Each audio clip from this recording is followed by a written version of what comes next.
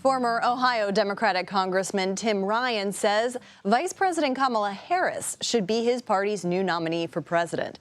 In a new piece, he writes, Joe Biden's debate performance was deeply troubling, but it isn't just about 90 minutes in a debate and a terrible performance.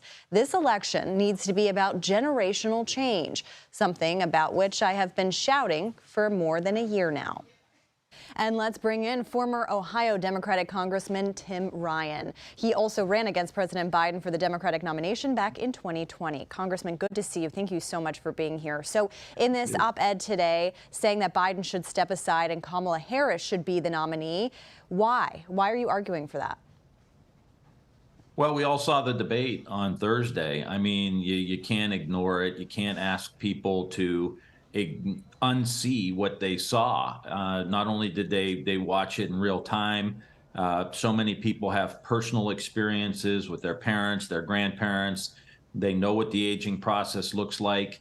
And that person on the stage there was not capable of governing the United States of America, being in those difficult meetings, being in those difficult situations. And so I think we have to recognize that as quickly as possible. Rip the Band-Aid off. We have a great vice president who has 3.5 years of seasoning in the highest levels of government.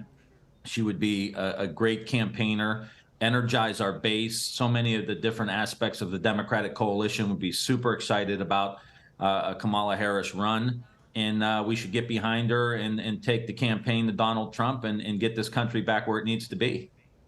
And Congressman, do you think that it's possible at all for Biden to recover from this if he doesn't step aside?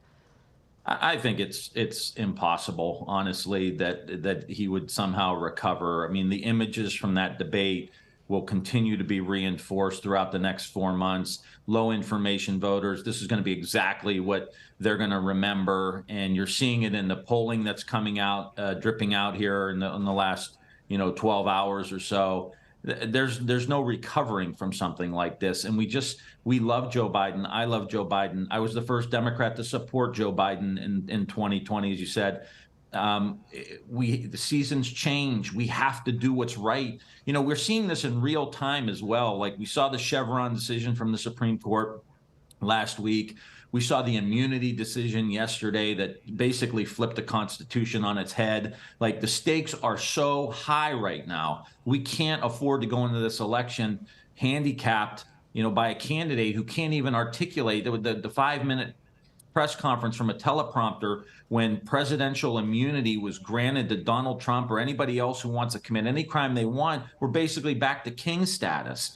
And there was a 5-minute muted press conference from a teleprompter. Like, that's not where we are in America right now. We've got to be actively engaged in fighting against this stuff. And if we lose the Senate and we lose the White House, you're going to have every federal court is going to look like the Supreme Court does now with Kavanaugh and with these other characters on the court from the Federalist Society. That'll be in every federal bench across the country. Every U.S. attorney in every district across the country will be a radical. And that's a scary situation for a lot of people. And we have a choice to make now. We better make it.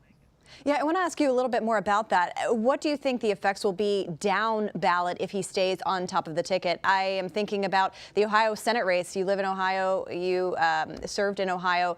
Sherrod Brown is up for re-election there. What kind of impact do you think that would have on that race in particular and other down ballot races if Biden remains at the top of the ticket? I think it would be brutal. Like, I don't think we can like be polite right now and sugarcoat things. It will be brutal.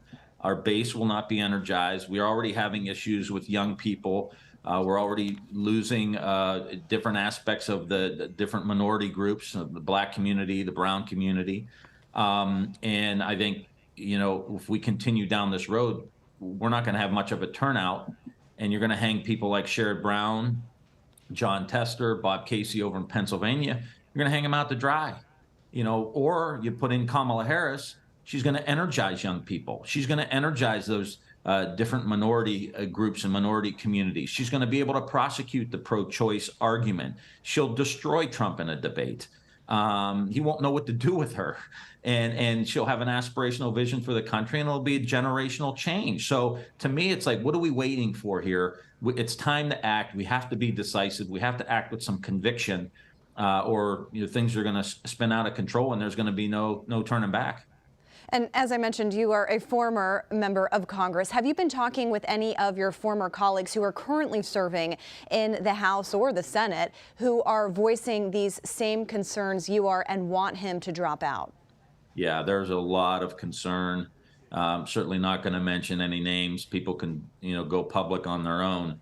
But I think there's a big concern. I mean, the Democrats, with a good candidate at the top of the ticket, could probably win the House back. And Hakeem Jeffries, can be the first, black Speaker of the House. I mean, it'd be trend setting. It would be good for working class people. That hangs in the balance here. That's why we have to act. So there's a lot of concern, and I think people are being very respectful to give the president and his family their space. But it's Tuesday, and the debate was on Thursday, and the polling's coming in. I think it's time to get moving here. All right, Congressman Tim Ryan, thank you very much for your time. We appreciate it. Thanks.